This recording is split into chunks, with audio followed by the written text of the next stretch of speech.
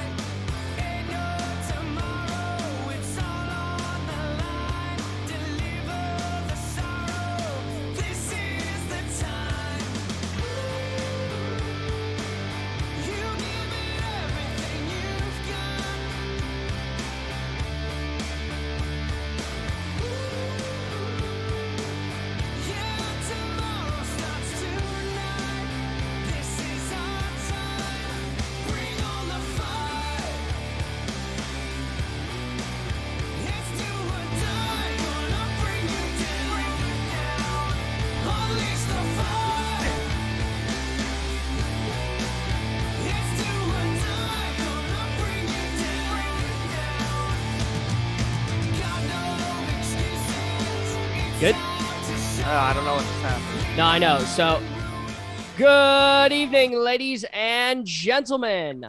Welcome back. It is the RankKing's court here at 6:30. And yes, we do have a guest. He's having some minor computer issues right now, so he's figuring that out. But in the meantime, welcome, everybody. Tuesday is here. 6:30 has arrived. The crown is on. The Arnold Palmers are spiked, and we are ready to bring you a wonderful show yet again. How are we doing, boys? That was such a very Doing drawn. alright. That was such a very drawn out explanation on his part. I really hope that he dropped out for a second just to come back to make the run in, because that would have been incredible. If that's the there case, he is. hey! Alrighty, I'm back. I was gonna say, I hope you did that on purpose just to make it like a surprise run in or something like that. That would've No. been excellent. No, I'm not. I don't think that far ahead. I mean, my list I wrote on a check from work today.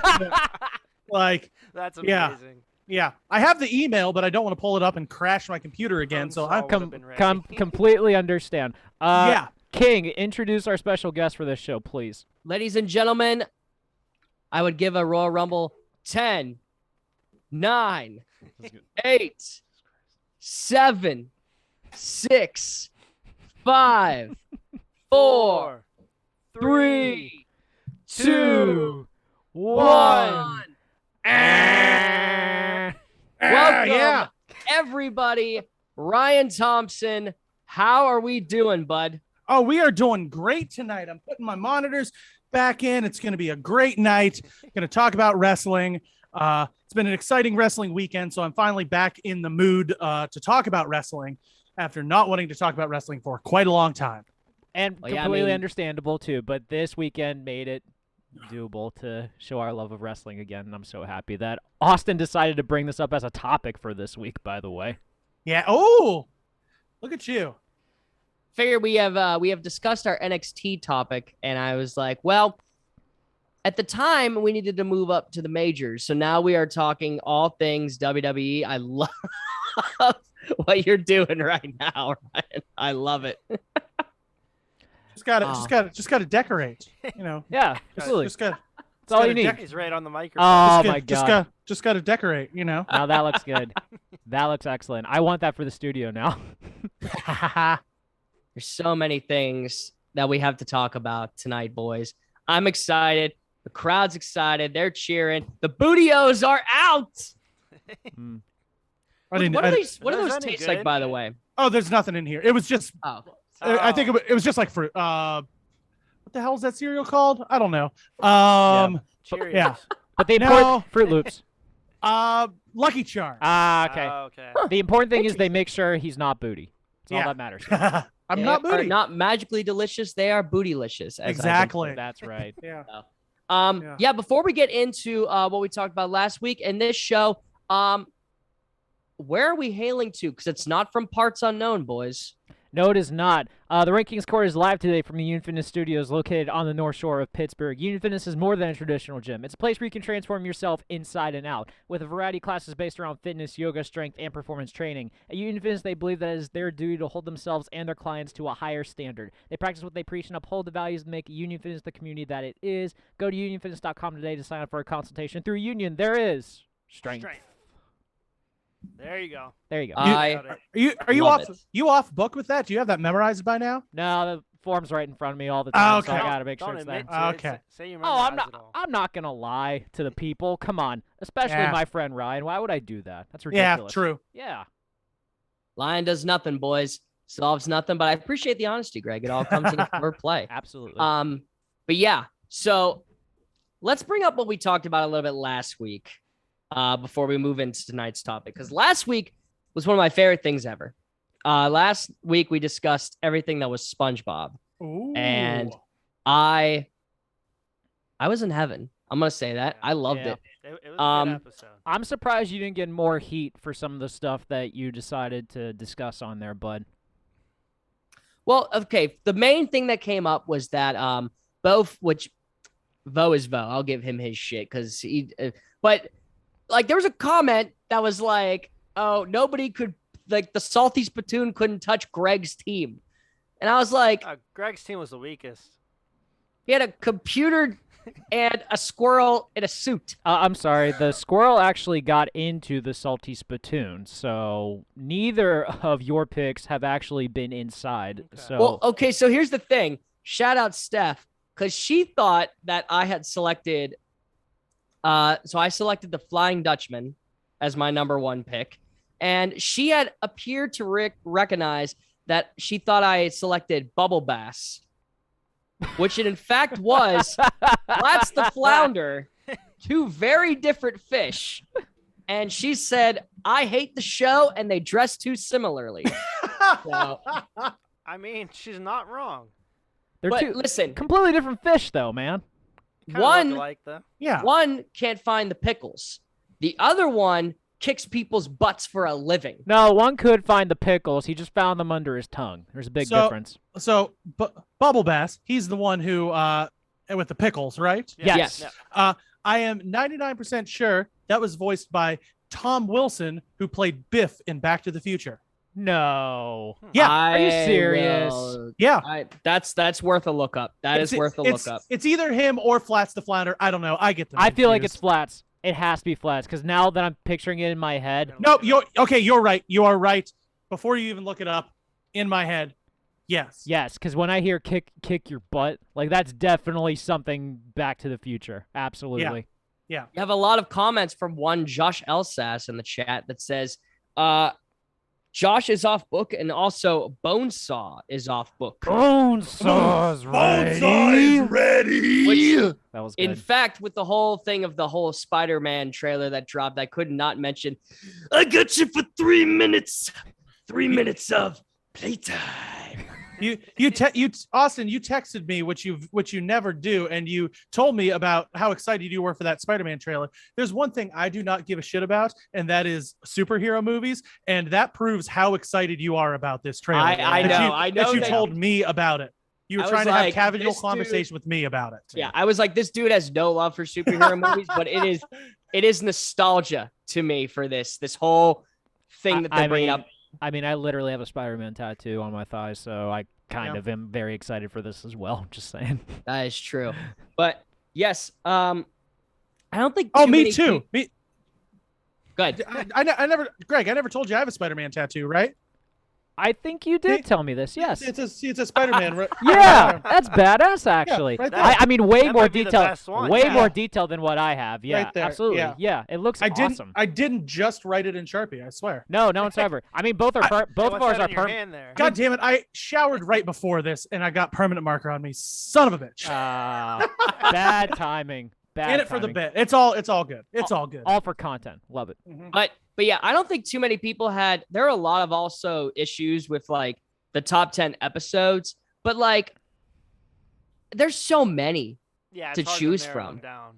That was the funny thing is when you were talking about how when you did the top 10 last week and you were saying I could have picked 25 more that you could have. Yeah, done for with real. this. Like there were like Coulda did top 20 50. honorable mentions. It's really That could've- hard. It's really hard with that show, especially because like those first like 3 or 4 seasons, we've all seen God knows how many Yeah. times. Mhm. And it's just like, even from those, it's so hard to pick one favorite episode or 10 favorite episodes.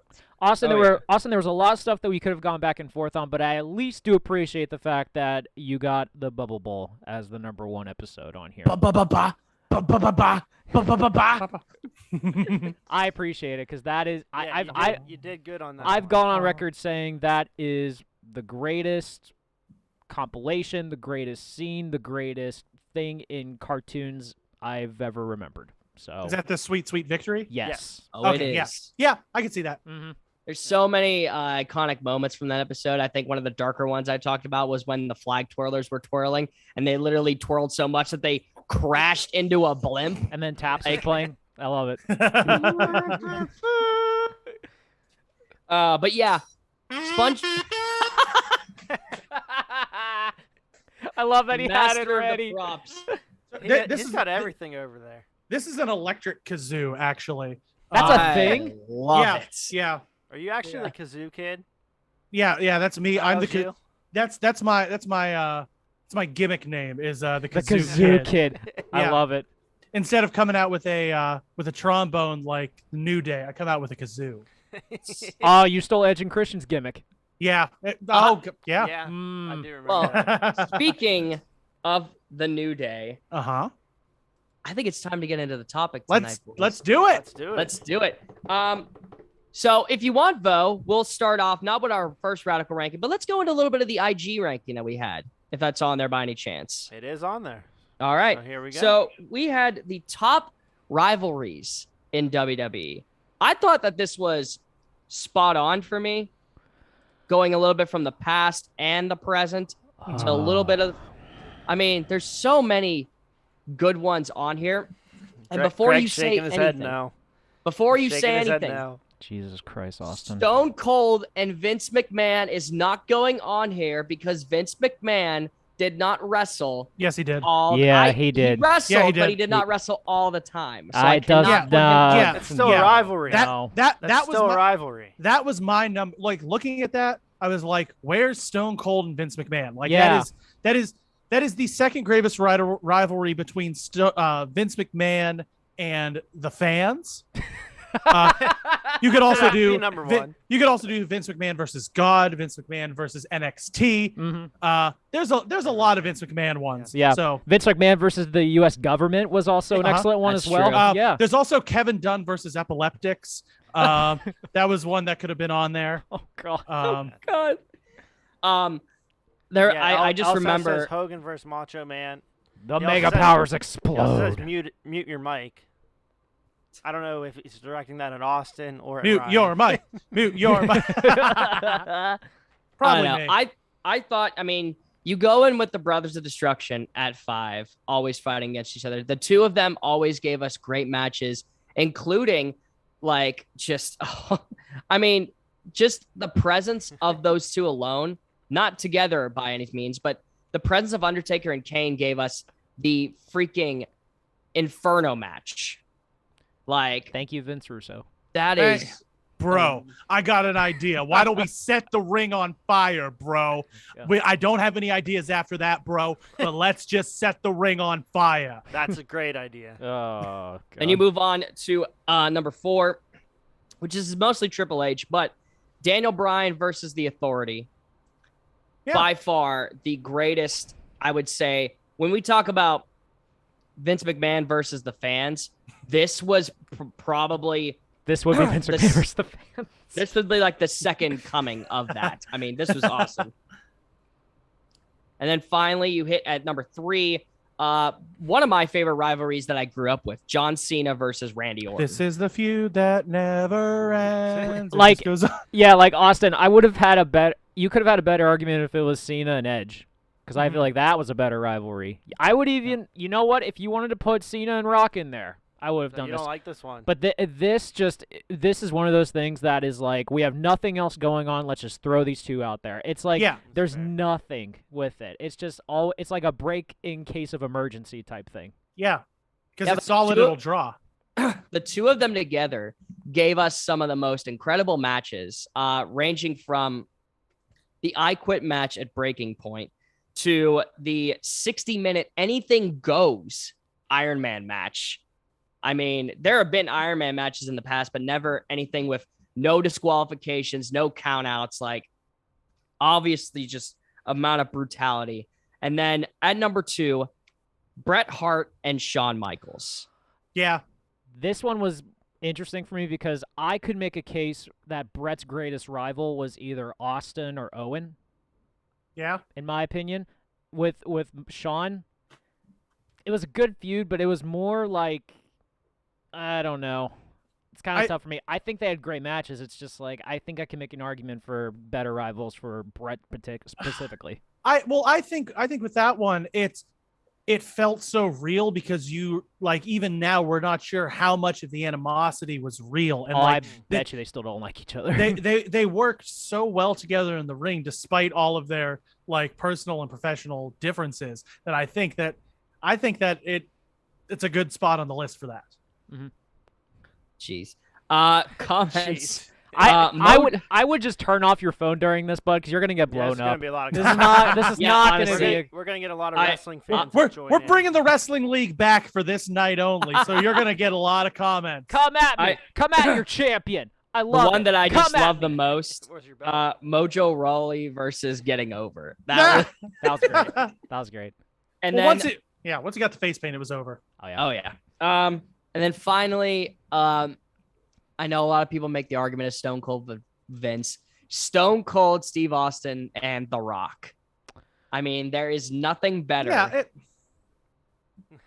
Yeah, there's not much to say about it. Like, If you know, you know. Which, if you don't know, you've been Why living you- under a rock for how long? Literally, The God. Rock. Oh, Rock. thanks for the pun. a rock if you don't think that Stone Cold and The Rock is the best.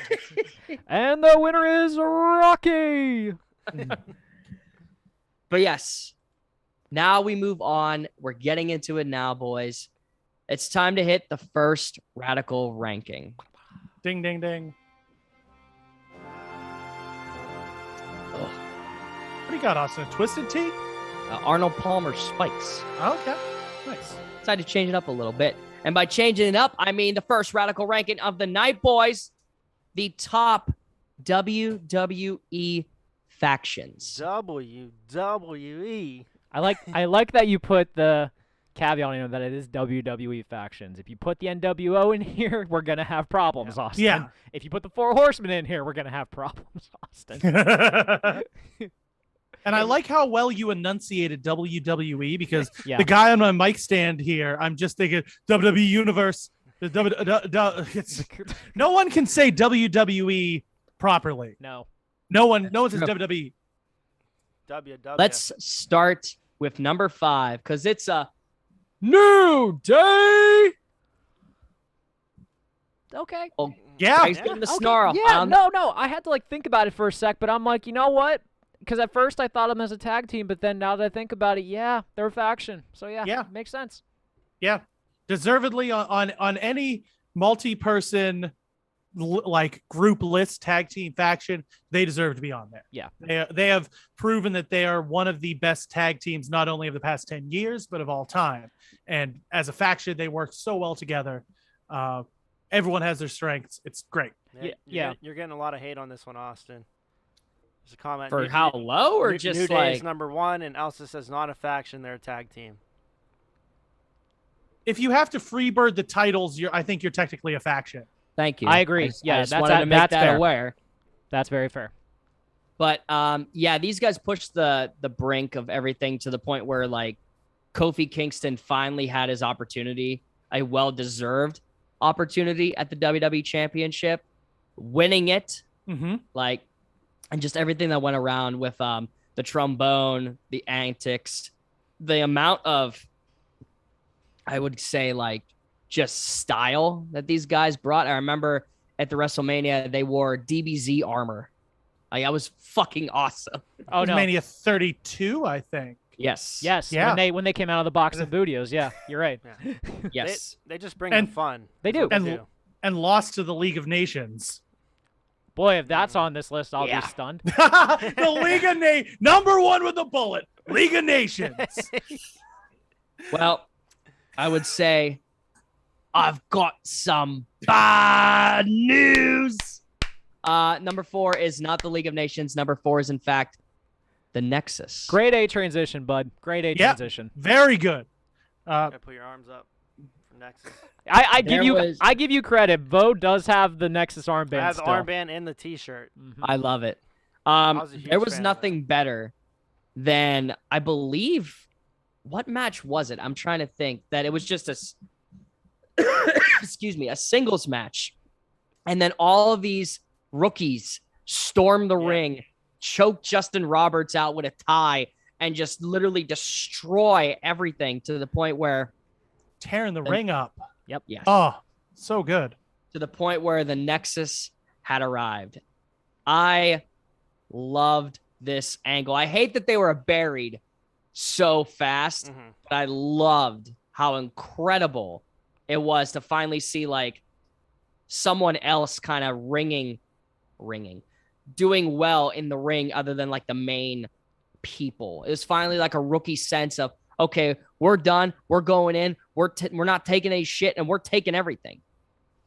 Like, everything of this was awesome to the point. Like, you know, then you had the Nexus and the core and everything that Yeah, the happened after core, that. And that was just Yeah. I wasn't watching during that time. And so when I look back, I understood what the Nexus was, and the core I never understood. And to this day, I don't think I'm ever going to understand what they were. Number 3. Are you ready? Dum, dum. Wow. At number 3. Break it down. At Degeneration X. number 3, bud. Yeah. Wow. Um, I gotta hear this one. I mean, anybody that knows me growing up, my 2 favorite wrestlers were Triple H and Shawn Michaels. And even when it was just those two, when I first saw it was DX, it was only those two. And then I had to look back all the way to see how great, I mean, just stand-up antics that obviously wouldn't fly in today's society. But it was so fucking hilarious. Josh has clearly never watched RankKing's Court because he commented saying this is literally terrible. So He's not happy right now. yeah, he's not. Can I say 2 things about DX real quick? Just real quick. Sure. I once met Road Dogg in an airport in Atlanta when I was like 12 years old. He was at a bar and I got his autograph there, and he was a really nice guy. Huh. And then just recently when I was at AEW waiting outside, Billy Gunn walked by, and to this day he is fucking massive. He is yoked. He is huge. Yep. I sent you guys that picture, and he's looking real jacked, baby. Yeah, he's all. I think he's got to be in his 50s by now, at least. Can Yeah. you confirm he has a nice ass? Hey, if there's one thing about me that you know, it's that I'm an ass man. And yeah, it is. He's got a good one. Yeah, last call, Larkin said Road Dogg works at the airport on the weekends. Larkin, I think you're right about that one. Oh. He was throwing bags, Austin, I'm not wearing assuming. a mask and throwing bags. Austin, I'm assuming your favorite iteration is obviously like the second one with China, the New Age Outlaws, and X-Pac. I doubt. I don't even think you remember the first one with Rick Rude and Shawn Michaels. I huh? remember it. It's just not my favorite. God. When Rick Rude showed, he wasn't he on WCW, and then like later that like same week or same night showed up on Raw. Yeah, Yeah, because it was a tape show. It was great. So, before we get into number 2, I might have made a boo-boo, Uh-oh. What'd and you I do? will correct it. doesn't sound like you. No, Hey, none whatsoever. What'd you do? They He forgot something. no, I didn't. Well, let's just say that number 2 might not be in the WWE frame. Oh, I might have made a boo-boo. I might have made a boo-boo, and I will correct it. But first, I want to introduce it, and then we'll move past it since it's not part of WWE. Well, All right, let's see. Number 2 would be He put the 4 horsemen. He did. Oh my god. Okay, here we can replace this and we can say the Radicals. Radicals number 2. Nation of Domination. Yeah. Yep. I mean, I would put them up there for sure. But Yes. but yeah, that was a boo-boo on my part. I know the chat's gonna eat me up for it. famous WWE wrestler Arn Anderson and his classic WWE matches. See, the thing is, I know that they weren't WWE. I don't even know why I fucking put them in here. Oh my god. You know what it was? You know what it was? You're talking out your ass. You know what it was? Their matches are on the Peacock, and that's probably what you did. On You the just Peacock. Yeah. You know what you did? I think They're on the cock. They're on the cock. They're and on what the cock, whatever's on the cock, it you counts. got yeah, It counts counts. if it's on the cock. That's The what cock- they say. The cock is in, out, in, out. We can't put Jesus Christ. We're here, baby. I really hope Bree doesn't watch this on replay. So yeah, let's move past that one and finally get to our number 1, the Shield. Bana, bana, bana, bana, Bam. bana. Which is just a slowed down version of Taz's theme song, if you think Yes. about it. And is also Paul Heyman's entrance theme now. Yeah, good for him. Yeah, I'm torn about this because There is one that I will say, if I will make this correction for myself. I will say this. Just take out the 4 horsemen. Let's put push in the DX. oddities. Let's put Well, the I was gonna oddities say in let's- there. I was going to say push DX up to 2. Okay. And then we can decide where this one goes because I think they deserve to be on here for how good they were. The Wyatt family. Yeah. All right. Oh, Okay. for sure. Yeah. So, I yeah, would I would do put that. them probably. I'm gonna say I'll probably put them at 4. I would say I put the Wyatt family at 4. I would put New Day above Wyatt's just due to longevity's sake. And like I think Wyatt's had some misses, whereas New Day has not had very many misses. But yeah, I think they are deservedly on that spot. Yeah, that's the we keep the running joke is I make like a boo boo like every 3 freaking years that we've done this show. Yeah. Every 3 We years. haven't done this show for 3 years. I was gonna say every 3 years. Fuck, this is like once 3 years that I've been doing ranking. The longest run. Yeah. You have been listing things for 3 years. You never listed a single thing before 2019. We need a sign that has like how many days since Austin's last screw up. And just erase it every episode. It's Yes. Oh my God. Yes. We'll get exactly. the one. We'll get the one episode. But yes, those are my top WWE factions. Let's move on to Radical Ranking number 2.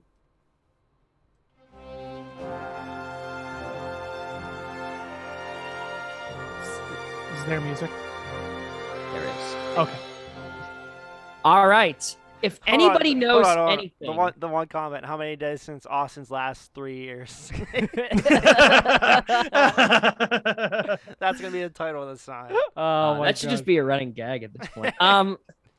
Number 2, Radical Ranking. The top Highflyers still currently in WWE. Okay, thank you Okay. for the caveat. I appreciate This that. this had to have been, otherwise it wouldn't have made sense because everyone. Thank you for the So- caveat, Austin.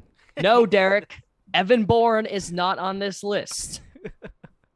He's just gonna I pop wish in that the he chat. was. I mean, I was Say hoping for Evan Billy Kidman, but that's just me. But yes, the top 5 Highflyers still in WWE. Number 5, one of the hottest stars coming out of NXT, hit WWE, Ricochet. At So, okay. Jesus Christ, Austin. Uh-oh. This isn't starting off well. Complete silence. Greg, do you want to go? God damn it.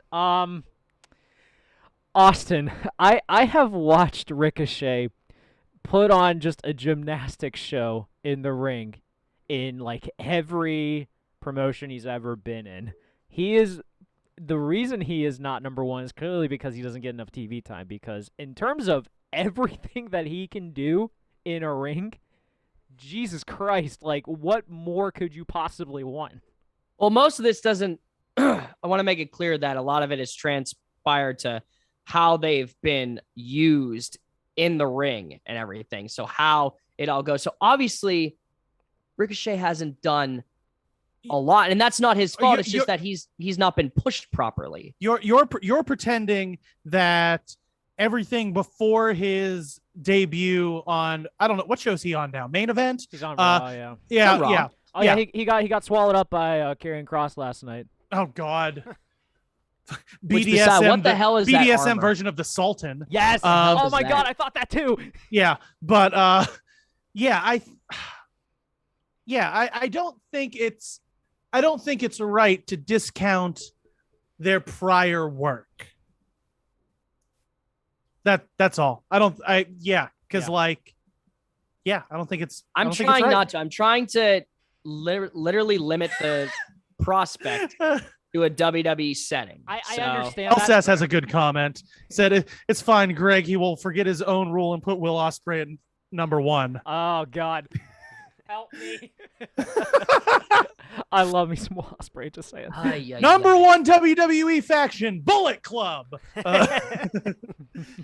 right, let's hit number 4. We talked about the faction earlier. From Royal Triple Rumble H. antics. Number 4, Kofi Kingston. Longevity, I'm cool with this. Yeah. In terms of like, do I think of Kofi Kingston as a high flyer?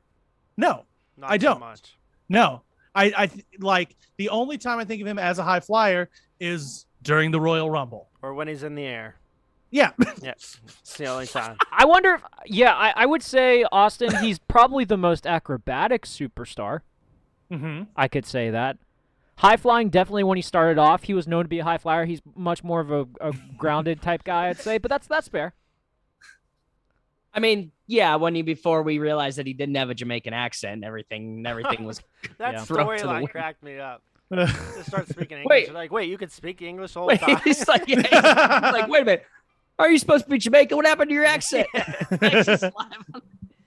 I mean, yes, he has acrobatic style, but there are a lot of times where he is jumping off the ropes and everything like that, which technically classifies him as a high flyer. Yeah. So, All right. Shout out to Larkin, by the way, for calling out the aerodynamic chest of his.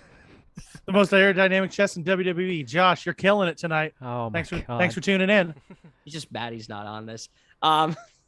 Number 3,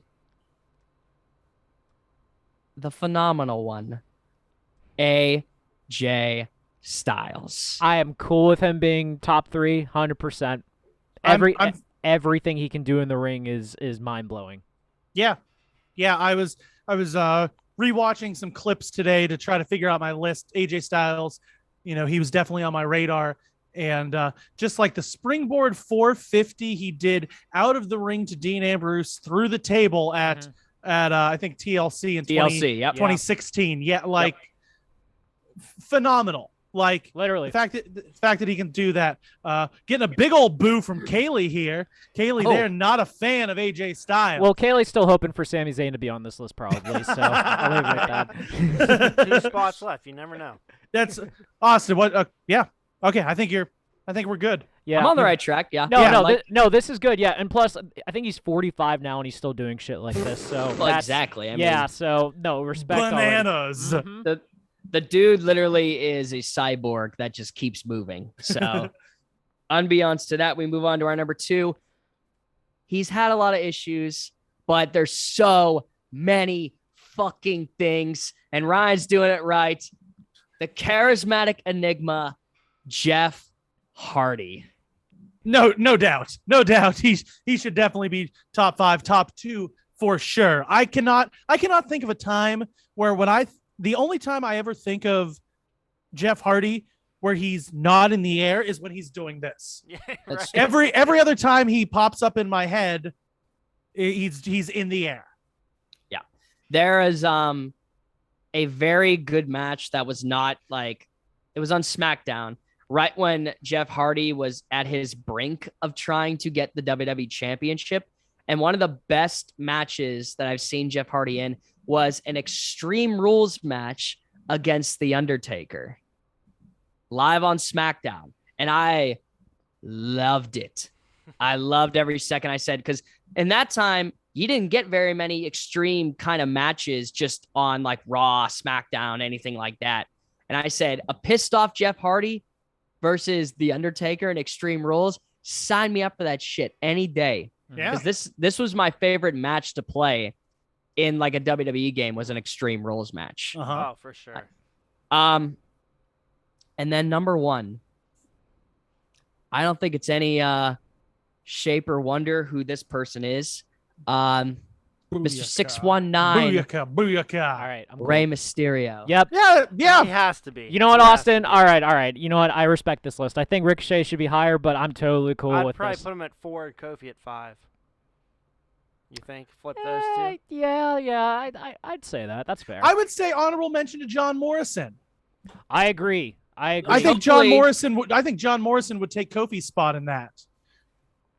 It's really hard because John It's not. Morrison. Okay, It's not that hard. You really didn't see a lot of too many high flying moves out of Morrison until he turned face. Uh-huh. And then you saw like all the aerodynamic shit, especially with like the Elimination Chamber.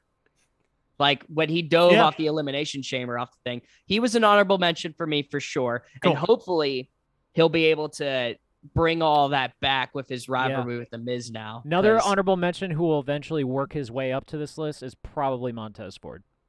Oh God, yeah. Like top 5 Frog Splash, dead or alive. Mhm. Like, yeah. And there's a lot of, obviously I put like 205 like off my radar for Right. this, but there's a lot Yeah. of guys in there that I just, You could also make an argument for Adored. Seth Rollins too. I could. Another great Frog Splash. Yep. Kaylee in the chat is saying honorable mention Kevin Owens, falling and still flying, sort of. No, what was his called? It was a bullfrog splash. That's Yeah, right. the Bullfrog Splash. Yeah, that's Yep. right. I did one of those into the pool a couple of weeks ago.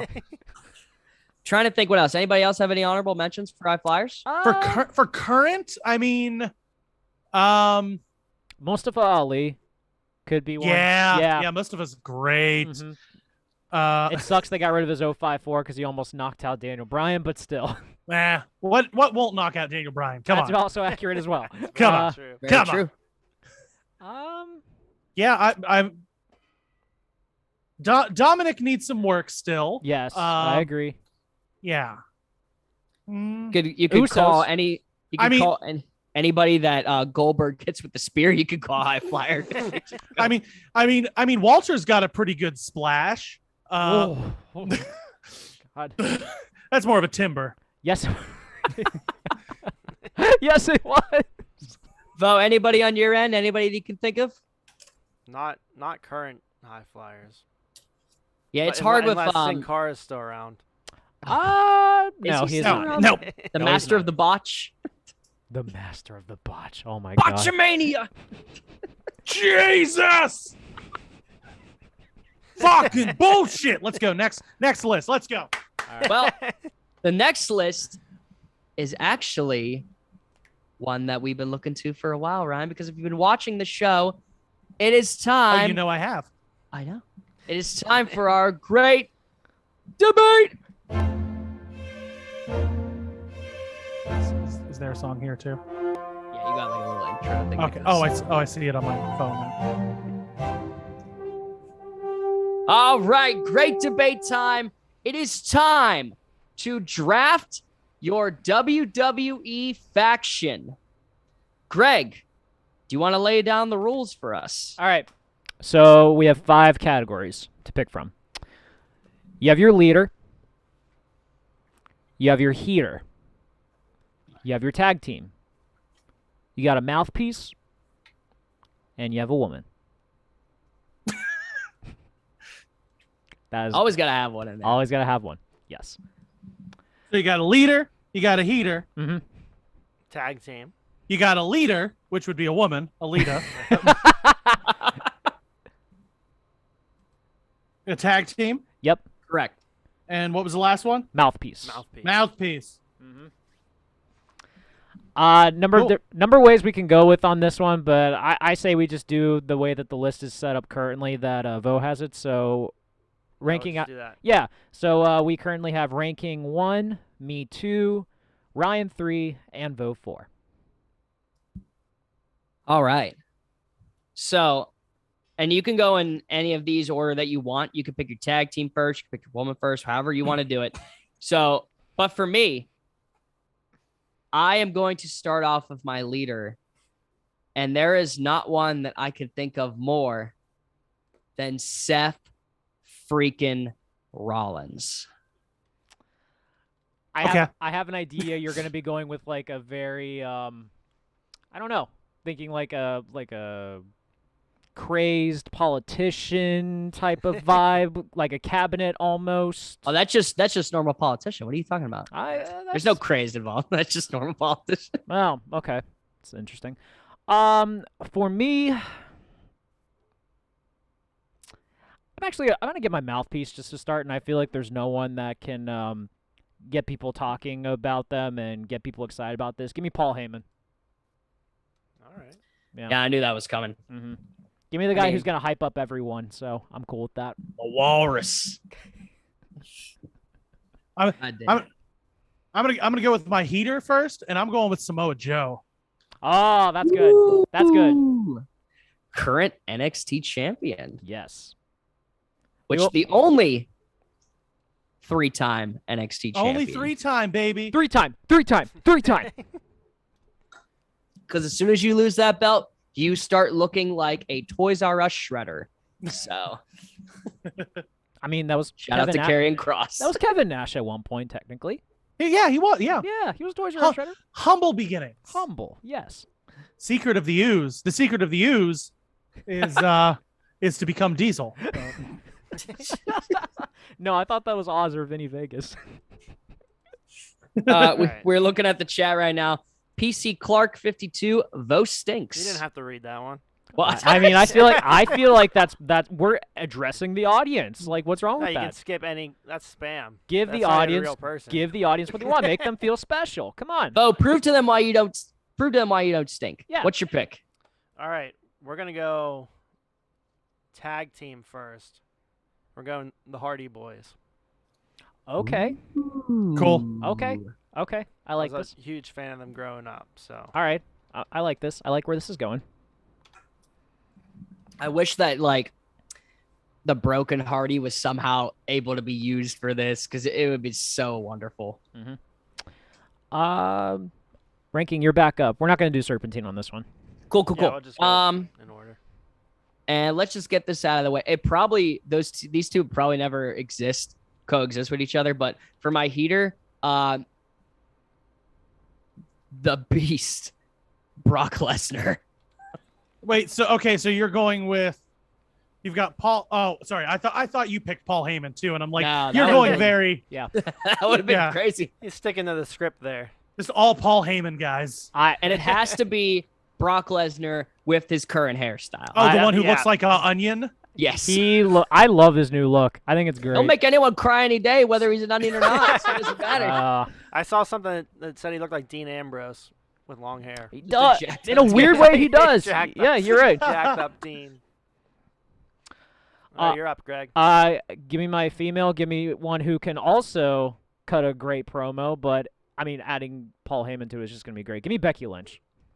Oh, Solid pick. Mm-hmm. I love that. Yep. Like Paul Heyman, like, I mean, Becky Lynch could speak on her own, but like to have Paul Heyman, like, inviting it too. Oh, that's dangerous, Greg. Yeah. I like that a lot. By the way, welcome to Andre Fry in the chat. Thanks for joining. Oh, Hey, Trey. Dre. Trey, welcome. He must be taking a break from cooking, man. Apparently, yeah. It is Taco Tuesday after all, so. Mhm. All right, right. Ryan, you're up. Bud. All right. I'm going with my mouthpiece next, and there are a few people better on the mic, face or heel, than Sami Zayn. I'm going with Sami Zayn as my mouthpiece. I love that. That's Like great. the fact that he has for 15 years he was a baby face. You know, sometimes speaking English, sometimes not. Like he was able to kill it there. and then he turns heel, and he's just one of the best bad guys, one of the most hateable people, even though he's right most of the time. I think he's a great pick.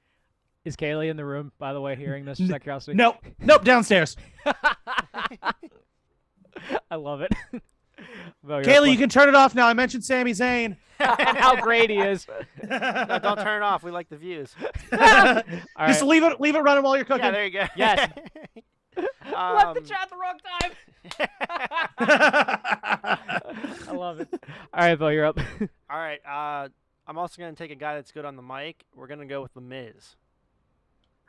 You son of a bitch. So that's your mouthpiece? That's my mouth. Okay. That's interesting. I like that. You son of a bitch. He That's gets, where I was gets the going. people going.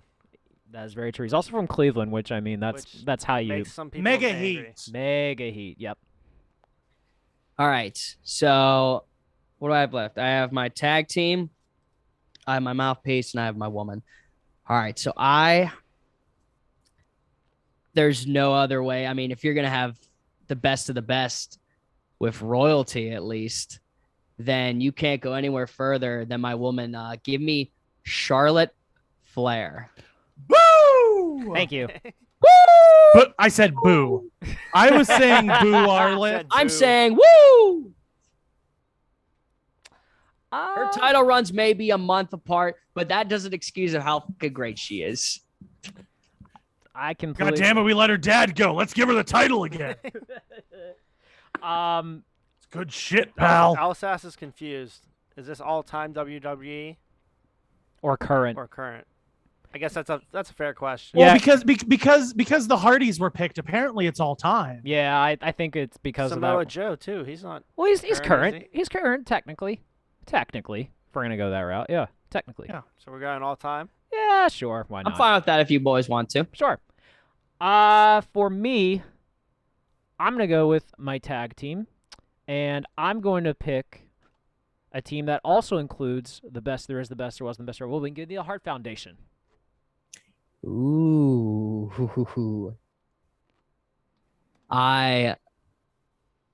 It's hard. I mean, I love it. I do love it. Thank you. Thank you. Brings a lot of nostalgia to it. Thank you.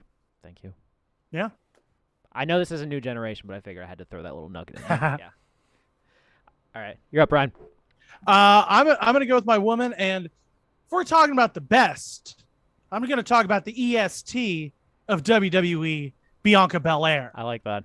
Gosh, she is so good, and she has so she's just so good. She's got everything. She's got like charisma. She's got power. She's got talent. She's got a lot of like unique moves in the ring. Like she's the best. And so, yeah, The BEST. Yes. yeah. Mm-hmm. What do I All have right, left? that goes up to Vo then. All right, we're gonna go with the heater, and we're going with the RKO himself, Randy Orton. Randall Keith Keith Orton. Orton. Our Derek's Keith favorite Orton. wrestler. I think Cowboy Bob named him that specifically for this to be a thing. He had foresight. He knew that there was going to be a Twitch stream in Yeah. in That's 38 years. Yeah. And he knew I A was gonna 3-year draft him. running Twitch show. Yes. 3 Yeah. years for sure.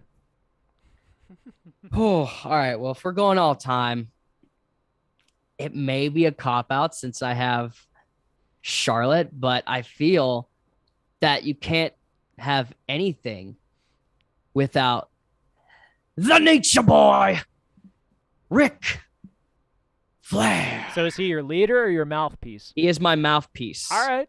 Fair. My leader is still Seth Rollins. I think now all I need is my tag team. So you have Yeah. both flares. I do. This is like a evolution on steroids in a weird way. It is. I can appreciate that. Okay, I need a heater and a leader. I'm gonna go with my heater, and I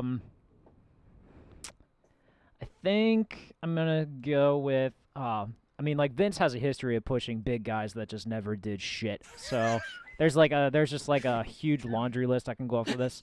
But I'm gonna. Don't you dare say Lars Sullivan, you son of a bitch. No. In the Here's the thing. I don't need me to get canceled on this one, so I'm That's not very gonna bother. true. Yeah. I mean, thankfully he doesn't have a job anymore, so we can agree on that one. No, for my heater, I'm gonna pull a recent guy. Give me Karrion Kross because I feel like he really would be a good heater in that case. All right, this Man, might be a he's- dumb question, but how do you spell carry? Karrion. Hey, can someone in the Karrion. chat look up how Karrion. tall Karrion Kross is for me? Thanks a lot. Does he not? Appreciate that. Is he not 6'2"? Oh my God, that would be I a mean- big red flag. I mean, probably not. I mean, how tall do they say Adam Cole was down there? Come on. That's very true. Oh man. Alrighty, so my turn. So tag team. I am going a little left field on this one. Recent, multiple-time tag team champion. Kind of a mismatch at first. You didn't see them coming. Hornswoggle. No, you have one of the nationalities right. Kind of. I'm going with a team that doesn't set the bar. They are the bar. I'm going with the bar.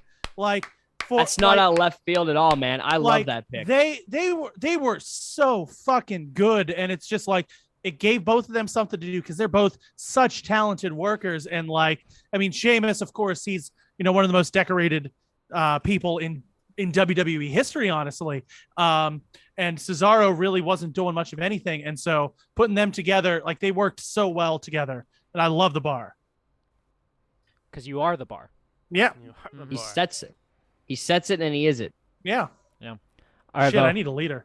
All right, Bo, what's up? Yeah. I do too. I'm going with my woman superstar, and we're going with Alexa Bliss. You do love Alexa Bliss, man. Huh. You do. Wait, love wait. her. Do you want like the want older the- Alexa Bliss, or do you want the new I creepy want Alexa? the new creepy Alexa Bliss. Okay. We're going with the little creepy. I want dark Alexa Bliss team by here. Bowling for Soup. Yeah, that's a great song. Oh, that is one of the that is the cringiest thing I have ever seen No, in my the music goddamn video. life. The music video is so cringy. I agree. Yeah, it's so. Oh, it's just like two Oh. two 10 or 11-year-old boys just playing with a doll all of a sudden, and then she magically appears. Yeah. It's just Why like, ain't what it the gonna fuck? be like more Alexa Bliss? I like it. All right. Morgan is not happy with your pick for the record, so just throwing that out there. She doesn't like Alexa Bliss when she's on Monday Night Raw. Oh, She said she was creepy. it's I'm fair. going with the like a little darkness team here. A little creep. Little creep. Little creeps. Little creep. Little creep. We'll call it Little little creep. creep. Just a little creep, yeah. The little creeps. I don't I know would about love to You, see, you can like- have a little creep as a treat. I wonder. I will say. I wonder how Miz fits in all this. He's just like, hey man, those guys are fucking weird. Yeah. They'll screw you up. He's the mouthpiece. He's the the mouthpiece. It mouthpiece. works, He- yeah. I Just love gets it, everyone man. going. Finally, I You're the have my leader. tag team, Right. and honestly, to piggyback off of Ryan, I'm gonna go out left field here. I'm going to put on a tag team that I don't believe ever got a fair shot, and I believe under the leadership of all these guys together, give me the goddamn Revival. Okay. Oh, look at that. That's Elsas just put that in the chat. He picked the Revival. So Did he? Yeah. Yeah. Holy Yeah. shit. I mean, these guys, they were amazing. Literally one of the best tag teams in NXT. And yeah, naturally, as soon as they go up to the roster, they get screwed with. But having them led by Seth Rollins with Brock Lesnar, Charlotte and Ric Flair, these guys would be unfreaking stoppable. Yeah. I that's a very strong lineup, I must say. I'm going towards my leader now, and I'm going to go with the guy that has the great distinction of being Mr. WrestleMania. Give me Shawn Michaels. Thank There you. he is. There he is. I miss right there. being called Mr. WrestleMania, by the way. I do miss it. Oh man. Only time you performed, apparently. I performed because I was better on occasion. You were better when there were 400 questions to fill out. Yeah, exactly. Apparently, it's all about the quantity, not the quality. Yeah. Ugh. All right. Settle All right. down. I think it's my turn. Yes. And There's a few ways to go with this, but I keep going back to one man. There's one man who I think can lead this group of Samoa Joe, Bianca Belair, The Bar, and Sami Zayn. And that's John Cena. Oh, no. John Cena is the leader of my faction. Ooh, I love it. Yeah. I freaking love it, Ryan. Yeah. Rabadoo! Is it John Cena with or without hair? Oh, it's John Cena with hair. This is a With heel hair. faction. Yes, come on. I'm you gotta ask these questions, man. I'm just saying. John Cena's hair is great. John Cena in general is great. I don't care what anyone says. John Cena is the best. Just wait till you see my list. That's true. You have to say. Oh, damn it. Jericho would have been a great pick. Who? Ooh. Guess who still has one more pick? Ah! Steal it! Steal it, Mo! I have to. Oh, my God. He'd be the greatest leader. He'd be one of the greatest leaders. I don't know about Why? Jericho being a creep, but I'm He's totally on there. okay with it. Y2J. Oh, God. Oh man.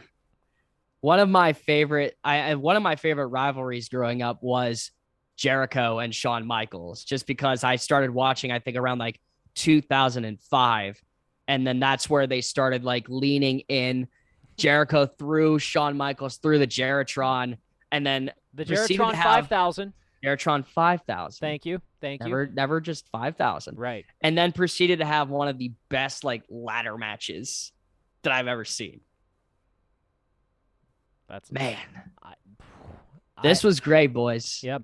This was great. I'm assuming All these will go on social media, and you will vote to see who had the best faction of the group. Greg, you wanted to say something. I'm No, sorry, that I was the cut you exact off. same thing I was going to say Oh, in case you didn't. So, yeah, you're Great fine. minds think alike. Hey, friend. hey, I just want to say that these will all be on social media, and you can vote for them. Vote for who you think is the best. Man, Yeah, thank you yeah, so you much can for vote bringing for that it. up. That's so smart. Yeah, of course. Yeah, that's for so I know. great. I know. No one else was gonna do No it. one so was I had going to do think it. about it. Thank you. And also remember, Chris Jericho will have his jacket on for Oh, my faction. Okay. Okay. All right. So that is amazing. might- We're getting that a might lot give of us some comments extra in the vo- chat extra votes for here. this. So he'll light Um, up the darkness is what you're saying, basically. We are getting a lot of comments in the chat about all their different factions. If you guys want to message those us, we'll write them down. We'll put them in. We'll see if they stacked up against ours too. I love that stuff, man. And right now, we are going to take a quick commercial break, and we'll be right back with our top 10 ranking of the evening. Stay tuned. Hi, I'm Josh. I like pizza. Do you like pizza? When the moon hits your eyes like a big pizza pie. We've let it coagulate. Show Greg, king of coagulation there. Coagulation is key. Homemade Greek ranch. Do you like watching people eat pizza?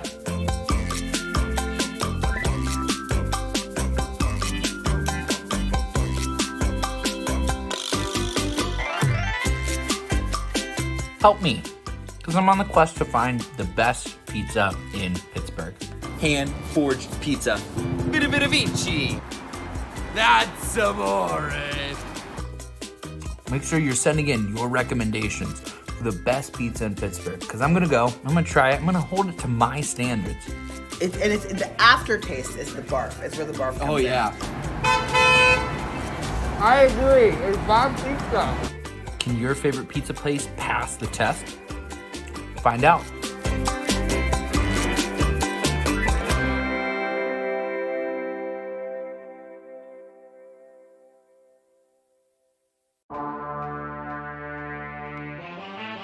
What is up, guys? Welcome back to the Vault, a weekly show from Thoughts from the Bench that takes a look back at some of the best and worst sports jerseys of all time. So, I looked up what a Canuck was. Ben, you're gonna shit yourself. What a fucking silly country. Here comes Wow. the Crimson Chin. No. You sound like the John Candy in a fucking snapshot. That's Uncle Buck.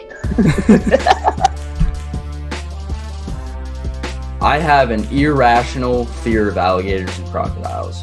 I hate them. I Wait, saw. what? Of like, okay, this school who looks like they're in High School Musical just came and balled out. So yeah, they're not drinking Gatorade or water on the sidelines. They just got bottles of barbicide, and they're just fucking tanking him down, dude. Like that guy who's gone and said, "Okay, where's the keg at?" You know, like that type of guy. Yeah. Like he's a glue guy. He's a glue guy.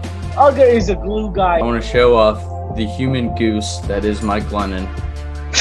Oh my god, he is a goose. They're like mom jeans with the elastic on top. Like, I don't... I'm okay. I'm okay.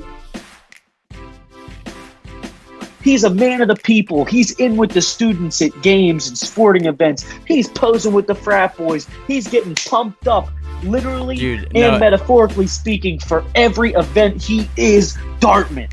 What? That was really funny. Football's the mitochondria, which is the powerhouse of the cell. JJ Watt, bring it on over, pal. Bring it on over. Golgi apparatus, Golgi bodies, endoplasmic reticulum. I'm just naming off science shit now.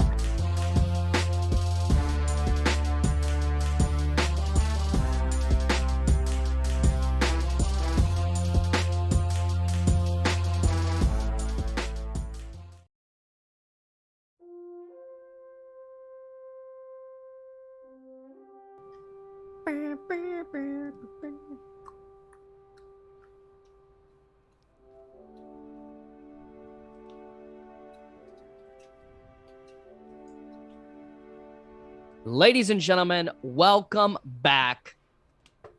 And I will say there's a huge competition in line tonight because one is wearing the crown and one is wearing the belt. So this is going to be very interesting. I used to have that spinner belt too, Ryan. I have no idea where it's at. Somewhere I have my foam WWF championship belt that I got at a house show in 1995. I have seen it. I can't find it right now. Yeah, I have seen it. It's beautiful. I've rearranged here, so I just had to put the signed Tony Hawk skateboard behind me instead of the nice instead of the title. We'll sign Tony Hawk, Rodney Mullen. We'll get that. Dope. We'll get to that. Yeah, that's another day. Skateboarding's another day. But, ladies and gentlemen, the top 10 ranking of the evening is simply noted as the top 10 WWE matches. Oh, there's a lot. There is a lot. I told myself last week when this SpongeBob episode thing might have been the hardest. This probably was either up there or harder than the SpongeBob episode. Yeah, if you didn't get shit on for the SpongeBob episode takes on social media, this one you definitely will. Yeah, most likely. Yeah, but hey, that's why I always say, or the saying always goes, everyone has an opinion just like everyone has an asshole. So just like everyone has a price. But that's also why we have a challenge. That's why we have a challenger tonight, so we can vote on who has the best list. And Austin, are you on a 3-episode losing streak? I believe he is. Yeah. That is not the point. I believe he is. That is not the point. We love to never vote against brought it up. the Yeah, we did not. Now we wanted your own brother beat you last time. Yeah, that's crock of shit. No, it's proven. The numbers did not lie on that one, bud. And they spell disaster for you at Sacrifice. Let's God damn, I love you for that. I feel like the explanations of these are going to be great, and I want them to be great. So let's not waste any more time. Ryan will go with his number 10. I'll go with my number 10, and we'll domino effect it from there. So Ryan, please start us off. So I wanted to make sure that I got a Royal Rumble match in here. Royal Rumble is my favorite pay-per-view of the year. And the one that stuck out, I've seen every Royal Rumble, obviously. Right. The one that stuck out the most, and this will be a divisive one, the 2020 Royal Rumble match. Wow. I think I think that is one of, if not the greatest Royal Rumble match. You can split it. It is essentially 2 matches in one. From numbers 1 through I think 14, you've got Brock Lesnar just dominating, just destroying everyone. So you see a lot of fun like matchups, but only for a brief second. And then once we get Drew McIntyre, we get we get Ricochet, get them in there. Ricochet with the low blow. Then you get Drew with the Claymore. Second biggest pop of the night for him eliminating Brock. It's great. And then the match can officially start. And you've got a lot of good stuff there. You've got Edge's return in there. And like it was a really good. It's like didn't know who was going to win, but Drew ended up winning in the end. And that's why that's my pick for number 10. I think I just think it's great. I think there was I don't know if it was that year. Well, I remember we had a Royal Rumble match, guys, where we had there was a number that was given to us, and like every number either ending with that number was like, say if I got one, I got one. It was that year. Yeah. So I think that I had like 9, and I ended up, I think, with Roman Reigns, I think, coming in at 29. And I said, let's fucking go. There's no way. There's no fucking way he's losing. And I was like, shit. that was also the Royal Rumble where LSS thought that Punk was coming back because Lance played his thing. And then God bless Anastasia. That was incredible. Shout out to Lance for the greatest prank in history. Yes. That was amazing. And it's funny that you mention Edge, Ryan. Funny. Okay. Funny. Because my number 10 is sort of one that's overlooked. And I will say this comes to us from WrestleMania 22. Ooh. Edge versus Mick Foley in a hardcore match. That's a good one. Is that the flaming table one? Yes. Was the flaming tables There's one. the image right there for you, too. Wow. Yeah. This match made me realize that this isn't just about wrestling. This is about verbally and ultimately abusing your fucking opponent. Yes. To the point where I never saw it before, but Mick Foley coming down with a blue flannel, I was like, all right, that's interesting. I wonder why that's happening, because I could see the red underneath the blue. And he put a barbed wire wrapped around where Edge would hit his spear. Soon as Edge hits the spear, takes off the blue, you realize he's covered in barbed wire, snips it off. He puts barbed wire around Mr. Sacco, puts it in Edge's mouth and Lita's mouth.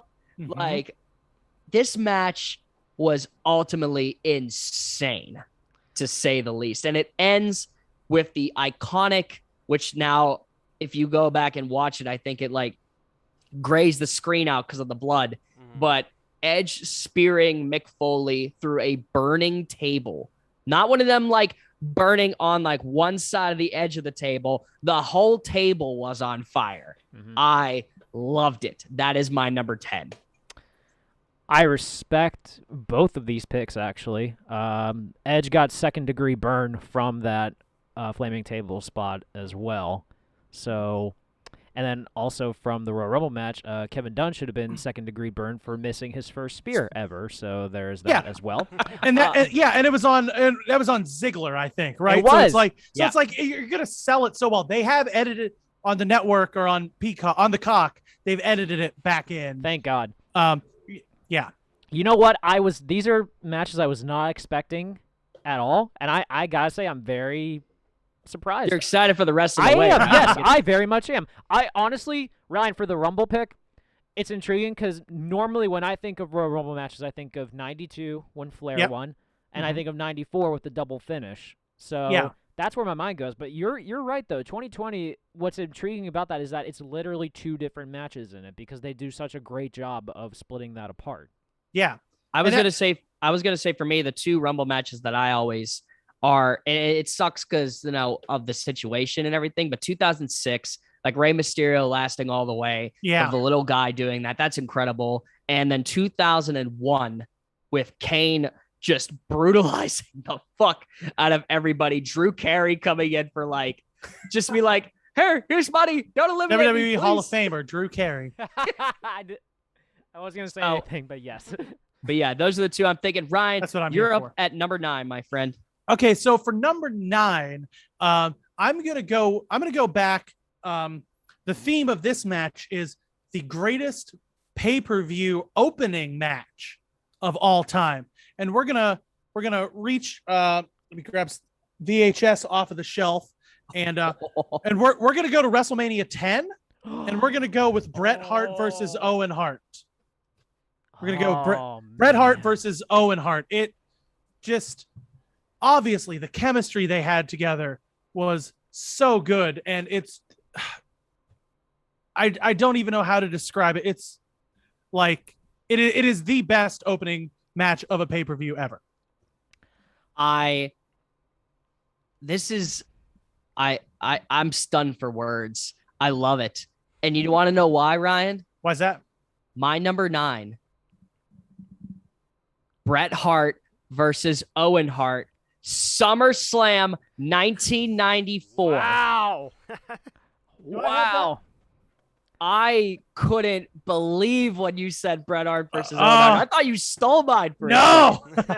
I don't have. I have SummerSlam 93 on my shelf here. I don't have 94. I mean, the Lex Express. Everything that you just said piled onto this, and they were in a steel cage match. Like, these two were awesome to work together. 1994 steel cage SummerSlam. Sign me up for number 9. Yeah. Wow. I can't believe we both got the same. The same that number. rarely Holy happens on shit! this. I'm very stunned by both of you right now because What are the odds? I know, like, Take your 3-3 third chance. that WrestleMania 10 match was incredible. Owen going over was great. The way he did it too was excellent. The steel cage match between them at SummerSlam in Chicago, no less, was also very, very well put together. They had great chemistry together and just like the fact that you actually had two brothers that were that elite of workers and were able to draw that much emotion from them was excellent. I mean, Owen Hart does not get enough credit for how great he was. No. Never. He never will. So that was awesome that you guys both have the same matchup as 9. I love it. It's always fun when that happens. Mm-hmm. It's just crazy. Oh, you have Elisas's respect on this one. Oh. Oh, wow. Okay. Oh. He's got 5 hand I claps love that. for you. Yeah. That might be a Thank new you, record. Josh. All right, Ryan. The list number is 8. The list is still young though. Let's go number. True. Let's go number 8. This one, I'm gonna get a lot of heat for this one being this low. But we're gonna stay at WrestleMania. I feel it looks like a lot of these matches are WrestleMania. But we're gonna go to WrestleMania 26, the career versus the streak, Shawn Michaels versus The Undertaker. Ooh. I'm actually not mad about this because I thought their first one was better. Yeah. I loved this one more or less for the build-up. Yeah. I mean, you had Shawn Michaels, who got eliminated by a Batista, Drax the Destroyer, at Royal Rumble 2010, and literally did everything in his power to get into the match before ultimately sweet chin musicking Undertaker in the Elimination Chamber, giving Chris Jericho, who I picked to win, by the way. I had picked Chris Jericho to win, and I said, holy shit, he's going to do it. He's going to freaking do it. So, and the match itself, the respect between the two individuals, just amazing. I love the pick, Ryan. I really do. Yeah. They were my two favorites growing up. And so I mean, I got the fucking urn right there. Yeah. Make them fight right now. Reenact Yeah. the fight. Let's Reenact see. the match. Live reenactment. Kind of looks like they're making out there, but I mean, we're gonna get banned. Explicit content. We'll blur it out. What I will say also, when I made this list, I tried not to have the same pay-per-view, and I only limited individuals to 2 matches. Well, you Okay, did. so You like one- really limited one- yourself. Oh on yeah, this one. believe me. God I'm- damn.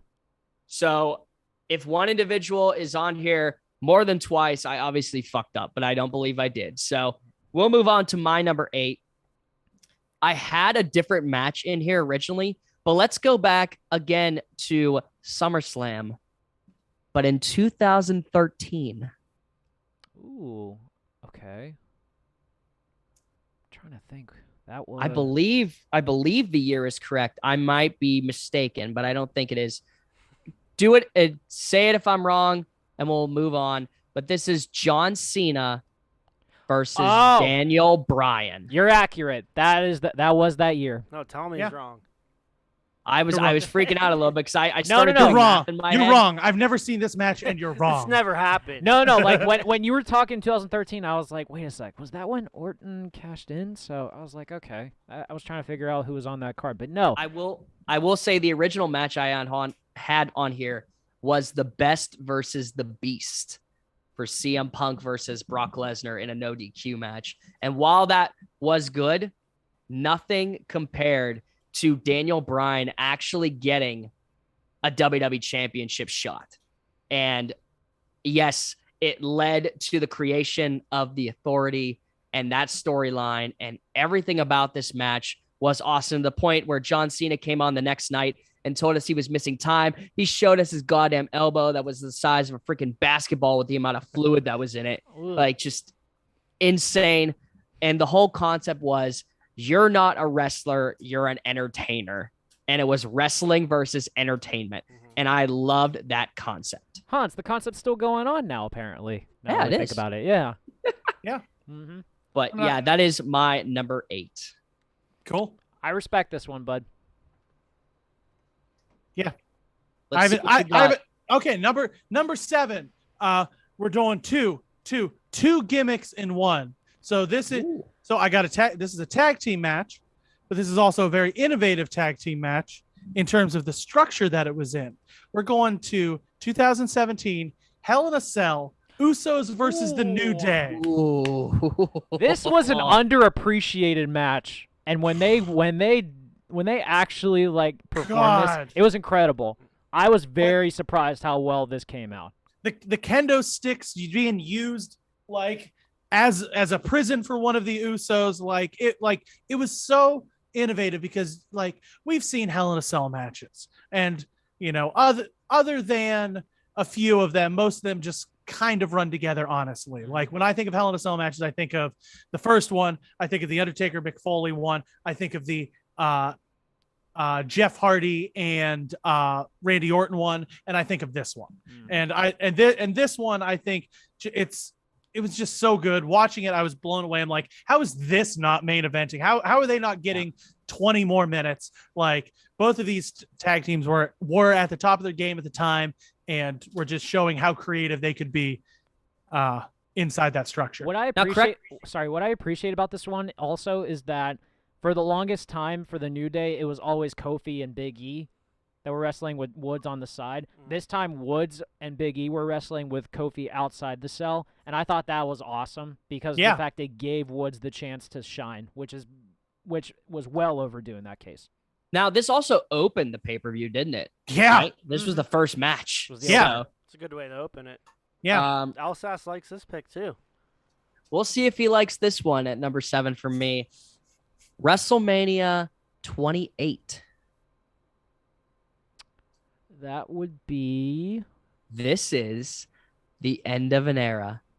Oh. This is the Undertaker versus Triple H in a Hell in a Cell. 2 Hell in a Cell matches. We are so in sync. Call us JC Chazé and Chris Kirkpatrick, because we are. what the hell is his name? I think that's right. Kirkpatrick. This match by far. Yeah, Chip Skyler. There was a lot leading up to this, right? The fact that no one had seen the Undertaker since he beat Triple H in his first encounter.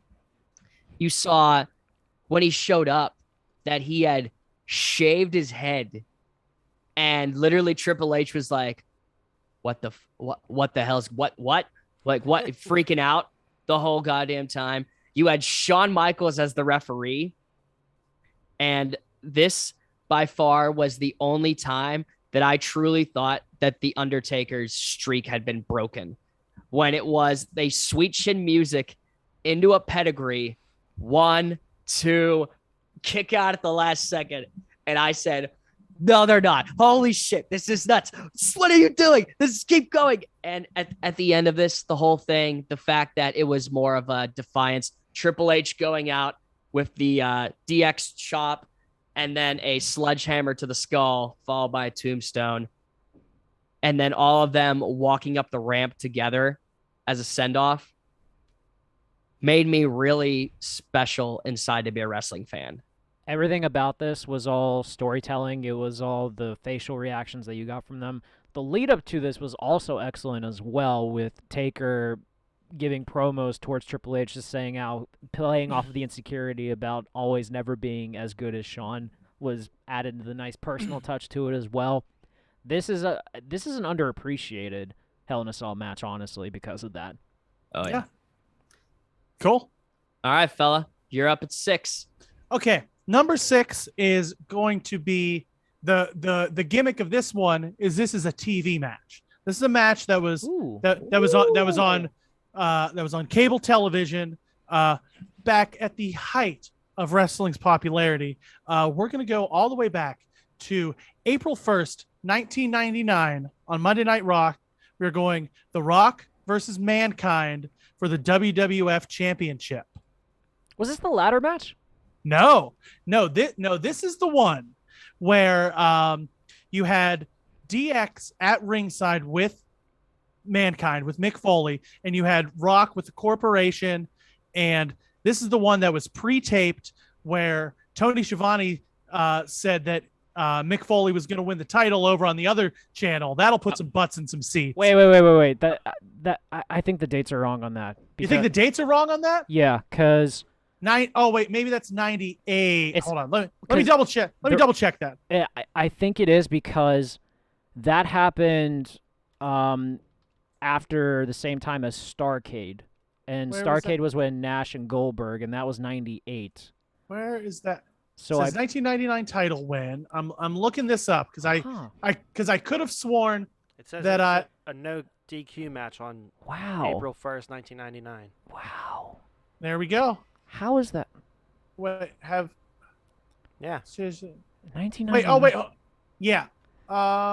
That's so strange. Yeah, it might have been a little bit earlier in 99 than that. Let me just do one more thing. I apologize for breaking the show, but I do say regardless if the date is wrong or not, it was an incredible match. I agree. I agree. Now that I know which one he's talking about, I agree with you. The crowd reaction was insane. The pop that Austin got when he came out was excellent. I agree with you. Yes. Yeah. I'm looking for the date. But yeah, well, we'll say Attitude Era, that match. I think that's fine. Yeah. That is a match that almost perfectly encapsulates the entire Attitude Era because you have so much storytelling going on. It was only a 10-minute match. Right. But like you had DX, you had the Corporation, you had Austin coming in and just, helping Mick Foley, but I don't think he was helping Mick Foley so much as he was just saying fuck you to the Corporation. So that's my pick. I love that, man. Alsace wants a street fight between you two to see who's right. Vo, you're there. There's a parking lot. There's a parking lot out here. Yeah. I'm just saying. My number 6. I was just gonna say all I know is that it's the same day as the finger poke of doom. That's all I know. My number 6 comes to us from WrestleMania 24. It is Ric Flair versus Shawn Michaels. Wow. Okay. This match meant so much, obviously, since my favorite wrestler of all time is Shawn Michaels, and someone that I had appreciated throughout the years with Ric Flair, battling weekend and pay-per-view out to if he lost his next match, he would have had to retire. And he chose to wrestle Shawn Michaels at WrestleMania. And the amount of emotion that was put into this match leading up to it and in the actuality of that match. You had Shawn Michaels making the Old Yeller comment that Ric Flair slapped Michaels across the face. God, I forgot about that. You had the back handspring flip that had Shawn be put through a table, and basically I think he had injured ribs after that. I don't know. It hit right on the edge of the table, not where it was supposed to be. And then you have the moment where Ric Flair just up, barely moving. Shawn goes, "I'm sorry. I love you." Sweet chin music. 1, 2, 3. Yeah. That was by far the best match of WrestleMania 24. Love it. Yeah, that match that's an undeniable match there. looking it up, it looks like that episode of Monday Night Raw was taped Tuesday, December 29th, 1998 in Worcester, Mass. Okay. So then it probably aired the next week. So okay. January 1999. So gotcha. 1999 regardless. Gotcha. That's cool. That's cool. I'm sorry. I love you. I love you too, buddy. Hey, we don't mind for a screwed up date just as long as it's the match. So I very much appreciate it. Austin, just as well as I will appreciate your number 5, Ryan. Okay. My number 5 pick is another match with 2 gimmicks. First one is that is a triple threat. And the second one is that is a TLC match. You are not going to this match is not going to come to your minds when you're just trying to think of, okay, what's a triple threat TLC match? But if you go back and watch this match, it is one of the best matches in WWE ever seen. We're going back to TLC 2018, and it is Asuka versus Charlotte Flair versus Becky Lynch. Oh my God, I do remember this. That is right. That went back and watched some of this match. Fucking banger. Like all 3 of those women can go. And it was, and like, especially in that time, business was great. And it was also a good match because Charlotte did not win. Not a Charlotte fan. I like any match where Charlotte doesn't win. Yeah. Which are usually her title rematches, right? Is that yeah. Anyways, that's normally about. You're right. Yeah. Yeah. But there's so many good spots in that. It was so well put together, and it was the first women's TLC match, headline the pay per view. Asuka winning. Great match. Go back and watch it. I believe. Sorry, Greg. Go ahead. I was gonna say what I appreciate about this one is that this is around the time when it was supposed to be Becky and Ronda at Survivor Series. Becky wasn't able to compete because Nia Jax broke her face. Yep. Charlotte enters the match, and we finally got a mean streak from her that was kind of missing for a while. So that kind of like added to like the ability to be able to kind of play off of a hardcore match again. And then of course Asuka, like, what more can you say about Asuka? She's the most badass. She's great. She's badass. She's underutilized completely in today's WWE, but goddamn, she is great. Yeah. Correct me if I'm wrong. Also, is Charlotte the most women's champion that's been cashed in on? I think it's like 2 or 3 times. Yeah, she's been cashed in on 3 times. You figured she would learn by now, but well, she knows that if she loses it, that just means that she can win it back again and just up those numbers. It's a numbers game, baby. Oh no, the numbers don't lie. She's chasing Daddy's number. All right, I can tell right there. Oh, Lord. On that note, we'll hit. Ric Flair's going to AEW to win the FTW title. God damn you! Calling it now. That's my futures bet. Put it down. God damn, that'd be great. Take a journey with me, if you will. Okay. All right. Because this one is all the way back. How far back? All the way back. WrestleMania 3. Oh, boy. As much as I am a huge fan of the high-flying, flashy styles that is WWE today, there was not a more... I went back and watched this one how many times when it came on because everyone was like, this is a great match. You have to check it out. I literally still watch it today just for how amazing it is. Still holds up. WrestleMania 3, Ricky Steamboat versus Macho Man Randy Savage. Someone I remember posted the number of how many false finishes are in this match, and it is an absurd amount that they did on this too. Like the drama they built into that. And because the story about how like Macho meticulously like planned this out beforehand and didn't call it in the ring at all whatsoever is what's mind blowing about it. It's a great it's a great match because it has kind of a lot of people say that a ton of false finishes and over choreographed matches are just, indie like fire hall bullshit. But like it goes back to this match. Yeah. Like this is a match that has kind of set a standard for what a lot of modern independent wrestling has become. And people think this is a great match, but don't like indie wrestling. It's like, no, I think you're just a little biased. Looks like 21 or 22 false finishes in this match, according to my second screen. It's That's ridiculous. crazy. What also sucks about this, Which is the first 5 minutes of a Johnny Gargano versus Tommaso Ciampa match. I completely agree.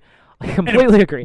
What sucks about this too is that Ricky the Dragon Steamboat should have been a much bigger star in WWE or WWF at the time. But it was always just one of those things that he just constantly kept shifting back and forth between Crockett and WWF, that he was never able to get like solid foundation. And it's amazing how much bigger of a star he would have been if he decided to just keep it going. I mean, just look at how good he still was in that run with Jericho. Like, there's no reason that should have been as good as it was. And like, yeah, he, if he was wrestling that good, in his late 50s, like he was wrestling even better WrestleMania 3. And then Savage, like a lot of people when they think of Randy Savage, they don't think of him for his match quality, honestly. They think of him just more as the character. But like this proved like, oh, he was a good wrestler. Yes, he was. Yeah. Snap into a Slim Jim. Oh, yeah. Oh, yeah. Bone size ready. We're just going to have a savage promo off The right now. Tower of Power, too sweet to be sour, funky like a monkey. Ooh, yeah. Morgan can actually do that impression really well. Really? She's going to be Macho Man for Halloween. Can you be Miss Elizabeth? I was thinking that, or are you guys doing like a Mega Powers thing? You won't, coward. I was thinking like Hulk Hogan or someone. But the Mega Powers explode. Gotta go Miss Elizabeth now, Gotta man. be Miss Elizabeth. I don't know we'll see about You that have to get on top of Morgan's shoulder and have Morgan carry you around the ring. That's what it's got to be. Oh my God! We'll work on that. We'll see how it goes I need to first. hear her impression in the worst way now. Yeah, she's good at it. All right. Well, while you guys do the choreography, I need to hear number 4 from Ryan. So number 4, we got another WrestleMania match. This is probably the most recent match on the list. No, this is the second most recent match on the list. This match. It was a phenomenal match. It was a historic moment. It was a feel-good moment, but the match itself was amazing. We're going WrestleMania 35, going Daniel Bryan versus Kofi Kingston. Wow. Okay. Like the build to that match was so good. I mean, Kofi was just fighting against all odds that year. Mm-hmm. Like there was so much thrown against him. I believe that was the year where Mustafa Ali got hurt and couldn't be in the Elimination Chamber match. Yes. And so Kofi got thrown in. There was that big gauntlet match that he was a part of beforehand. Like just the build to it and the payoff for Kofi Kingston to finally win the WWE Championship at WrestleMania. It was such a great moment, and like the match is amazing too. Mm-hmm. Like Daniel Bryan can have a great match with a paper bag. Yeah. And Kofi Kingston is a phenomenal hand. And so the two of them together had very good chemistry. Heel Daniel Bryan, Kofi Kingston being Kofi Kingston. I think it's great. Heel Daniel Bryan was underappreciated too. Oh, so good. A psycho vegan who is like, who has like crazy thoughts in his head. He was great. But this is going back to Sami Zayn as a heel. It's like he's right. Yes. He's a heel because he's right. But Vince is like, oh, he likes the environment. Let's make him a heel. Oh, he won't eat meat. Why won't he eat meat? Dip it in ketchup. It's delicious. God damn it. You're not wrong either. I just had to take a second from that impression. I might have just been upped in an impression from that Vince McMahon impression. That was wonderful. I love that. Yeah. No problem, pal. Such good shit. We make movies. My number. We make movies. My number 4. It's probably going to get some hate of why it is so low. I mean, you did have Steamboat and Savage at 5, so we're already at that barometer right there. He recently just returned. Give me CM Punk versus John Cena, Money in the Bank. I don't hate this for being at 4, bud. Like, no, top 5. I'm totally cool with this. Yeah.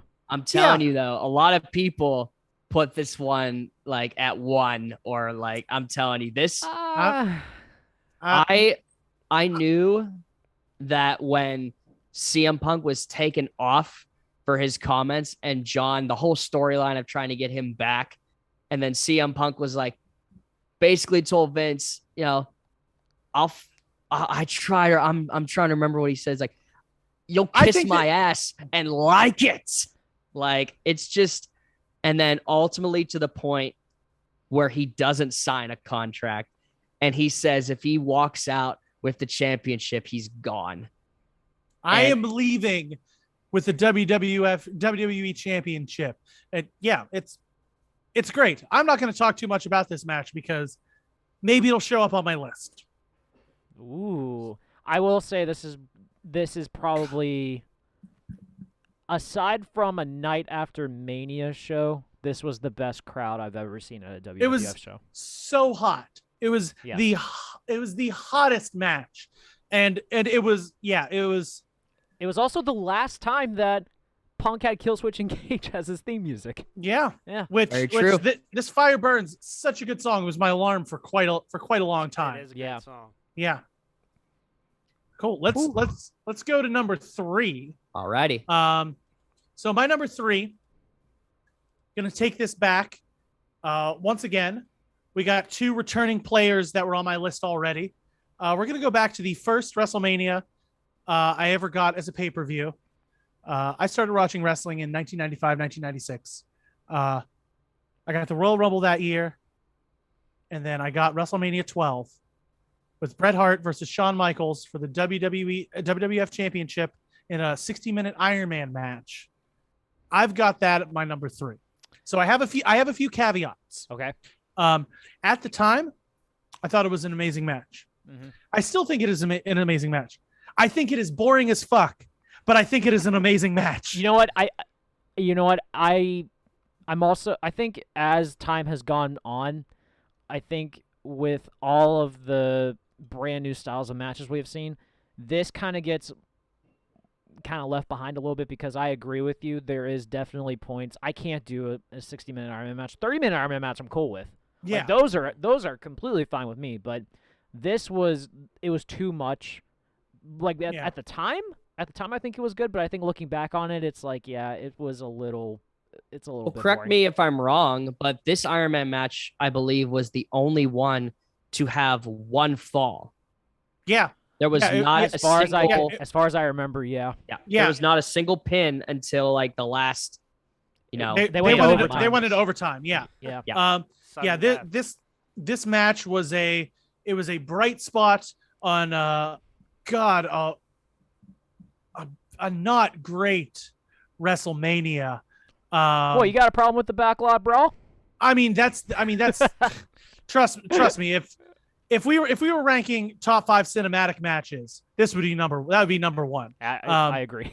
But I mean, this match though, it is, going back to Steamboat and Flair, or Steamboat and Savage. Like, I think this match, kind of helped mold a lot of other wrestlers too, because it was a very technical match, and it wasn't like, it wasn't a finisher fest. It wasn't, like, oh, here's 400 near falls. It was just like good technical wrestling for 60 minutes and then one fall. Fall. I also appreciate that this match also is what kind of set the standard for WrestleMania entrances. Yeah. Yeah. Look at him go. The boy in dream. Yeah. What a ride. That's what yeah. What a ride. That was. Or like when he's on commentary, 1, 2, he got him. Oh no! Oh no!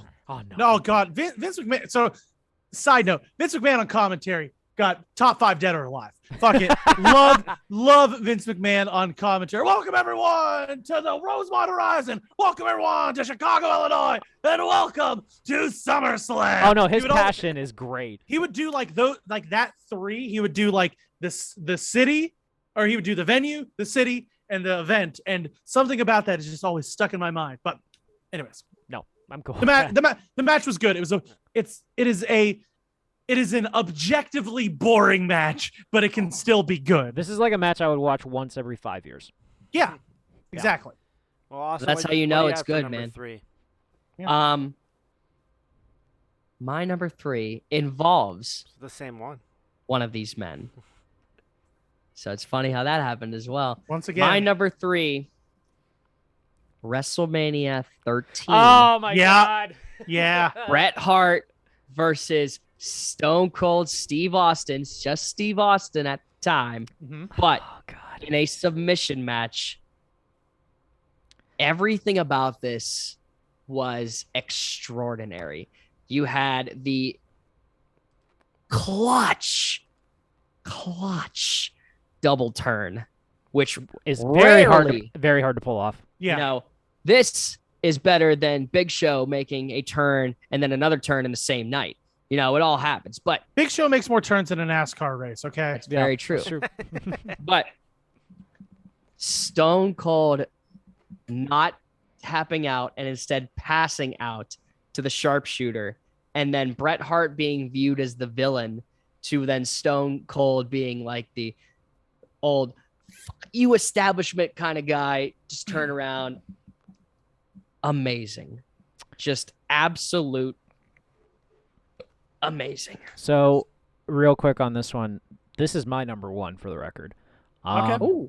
This is my number 1, and I started watching wrestling when I was 9 years old, and I started my wrestling fandom, but I used to buy the VHSs of WrestleMania all the time.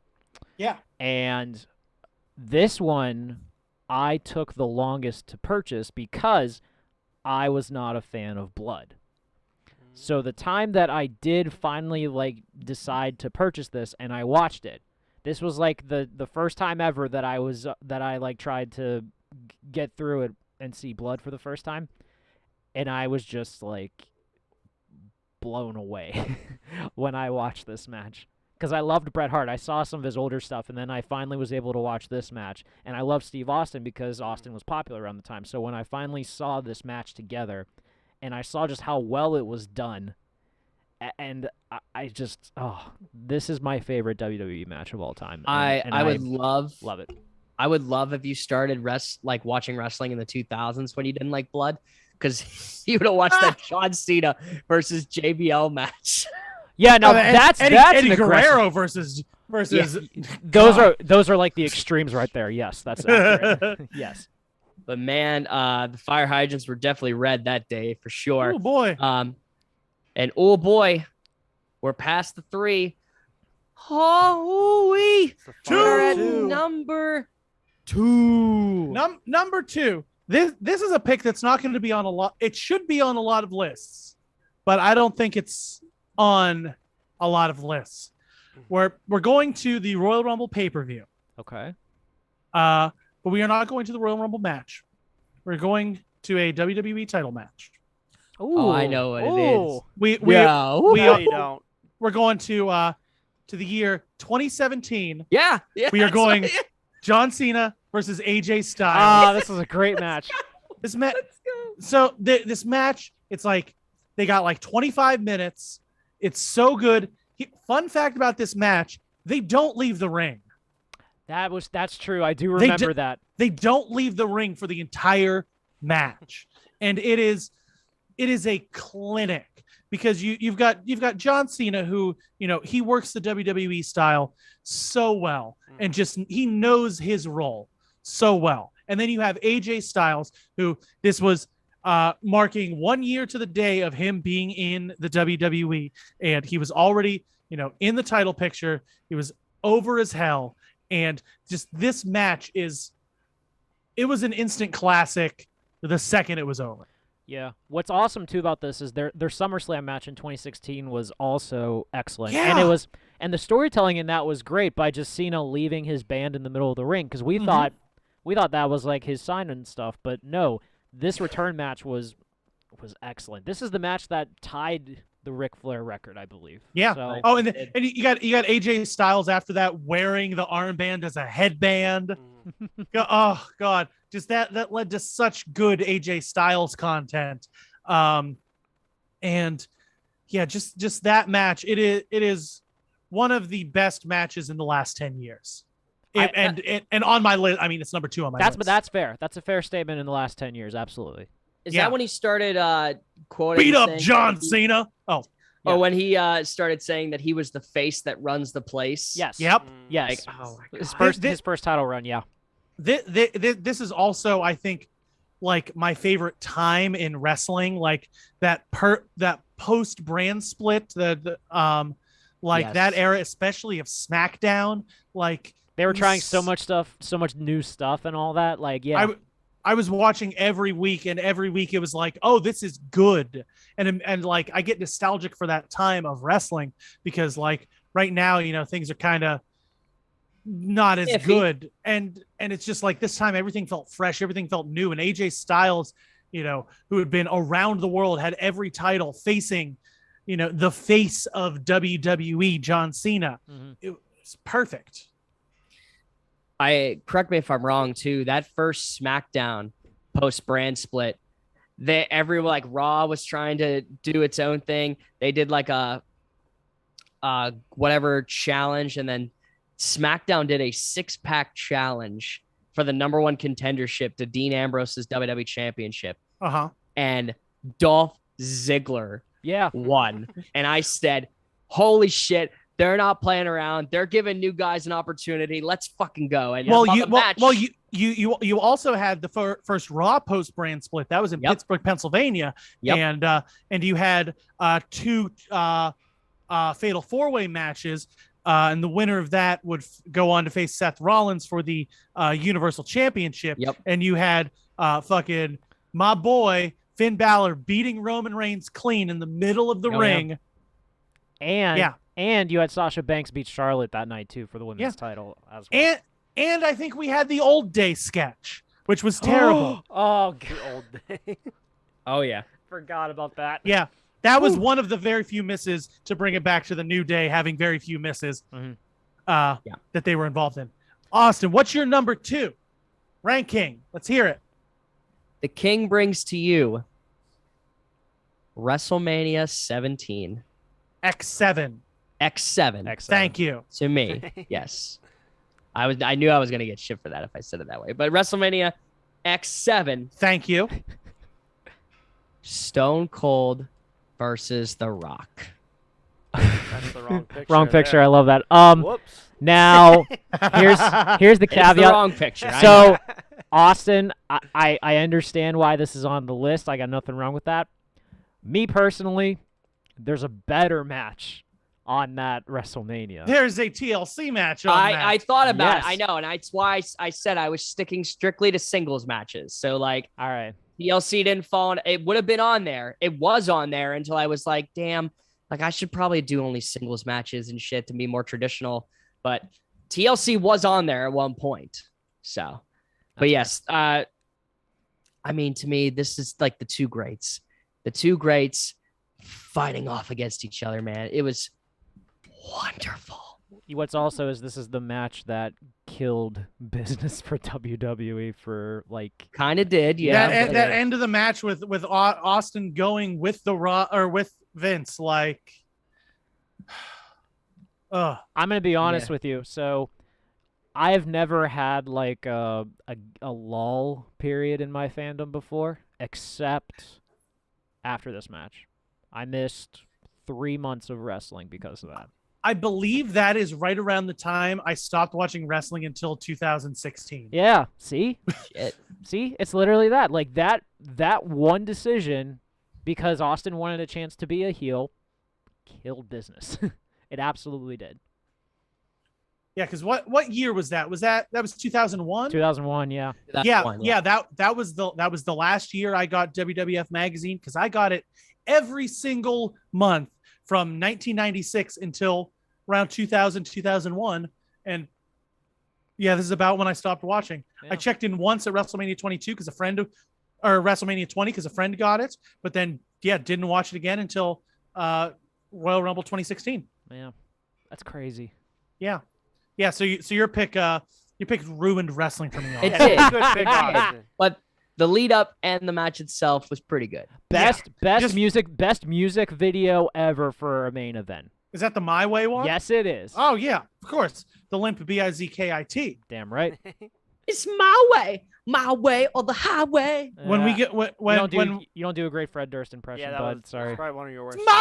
my way or the highway. I have so much Limp Bizkit vinyl you don't even want to know. Like, oh, I've seen your vinyl collection. It's impressive. Yes. Yeah, but yeah. All right, let's wrap it up. Let's wrap it up. Get to the number one. Number one, Austin. I'm gonna agree with you on one thing. This match was great, but it's greater than you think it is. John Cena, CM Punk, Money in the Bank, 2011. Yep. It, just to say a little bit more about it, yeah, the lead up to it was amazing. The crowd, the hottest crowd for a match, just how much they were behind CM Punk. The way Cena, he was no nonsense when he got to the ring. He wasn't playing it up. He got there. He just getting ready. And then the content of the match itself, it once again, John Cena, the GOAT, putting on a clinic with CM Punk, in just a clinic in storytelling. It's fucking great. All for people power. Yeah. Oh my God. I do. And again, being a number 4 doesn't take it away from how well I know that this match does and how it was. This was the first time that you, in my understanding, where like, I know you have your hometown crowd and everything that backs you up, but this was the one time I don't think there was a single person rooting for John Cena. Not a single person. No. So, I love that at your number 1, man. Let's hear it. I will say for mine, there is no greater match. WrestleMania 25, The Undertaker versus Shawn Michaels. The OG one. Yes. Okay. I agree. This was the best of the two. Yeah. Being that I've told you guys how much of a fan I am of Shawn Michaels and his in-ring ability, going up against The Undertaker, was ultimately the greatest spectacle. You had moments in there, when Undertaker jumped over and I thought he snapped his neck on live air, and I said, "Holy no, he's okay, he's fine. He just fucked up that cameraman pretty bad." But was he fine? I don't know. But so many twists and turns. You thought the streak was finally going to be ended by Mr. WrestleMania, and it was so good that it led to a rematch the next WrestleMania. So give me Michaels and The Undertaker any day. That will be number 1 for me in my heart. Not mad at it. No, not mad. I got to say to both of you, these lists were excellent. And it's going to be very hard to figure out who had the best. Pick a winner. I can't. This is way too difficult. Took so long to think of it. Now we're gonna have to wait so long for it to find out. Oh no, I'm gonna be so fascinated to see the results next week. I did this on the clock. I spent about 45 minutes on it today because I had a large order to receive at work, and I was like, oh shit, I got to do this thing for the thing tonight. So yeah. In only 45 minutes, so that was impressive. Yeah. Oh yeah. Ooh. Yeah. Elsas says Austin by a landslide. Wow. That's something I don't think I've ever heard out of Josh. Well, I also think that I think I can't remember half of Austin's list because it was garbage, but I think that it was I think it was probably a lot of nostalgia picks. I don't know. That's good. I like that. I don't know. I really wasn't paying attention. We got you can delve into it. I'm turning heel right now. There's a lot of hunger that's being accepted on that line over there. Crown and run. Yeah. Ryan, thank you. That's me. Yes, that is you. That's also thank you. me. Thank you. There's 2 fucking Ryan. We Ryan don't Thompson. call you. Yeah, calm down. Thank you so much Technically my name. for being on the show tonight, my friend. You have been a wonderful guest, and I know that you jumped at the opportunity when we said wrestling. Like it's your bread and butter, man. Dude, I love ranking things. Have me back anytime you want. I'll fucking rank paper bags. I don't give a shit. I'm glad you came on because honestly, I thought I was going to spend the majority of the show shitting on Austin, and I'm glad I had someone else to assist with that. You need for a good dance, you need two good dance partners, and he knew he was going up against me, so he stepped his game up. Yes, he did. I gotta say, I'm very impressed with Austin's ability to come up with stuff. Well, I carried him in the ring, but that's okay. That's true. He can take some of the credit. That's true. Now you guys can walk off together. I mean, the heel is usually the one that carries it. So yeah, it makes sense. Yeah. I mean, I was calling it in the ring. What would you expect from Mr. WrestleMania? That's what I'm saying. You're talking to the commish, okay? Fuck off. My say is final, okay? Okay. Thank you guys so much. Ryan, again, thank you for being on for us as our guest tonight, man. We are always on Tuesdays at 6:30. Join us next week for a new topic, whatever the hell that might be. I don't know yet. That's the whole point of trying to figure stuff out. But Ryan, this was a wonderful, wonderful ranking that we put together, and I could think of no one else to go off with in the sunset. So for this alone, thank you, everyone. Tune in next week, 6:30 on Twitch. Until then, court is adjourned. Court is adjourned. Oh, it was your pleasure, Austin.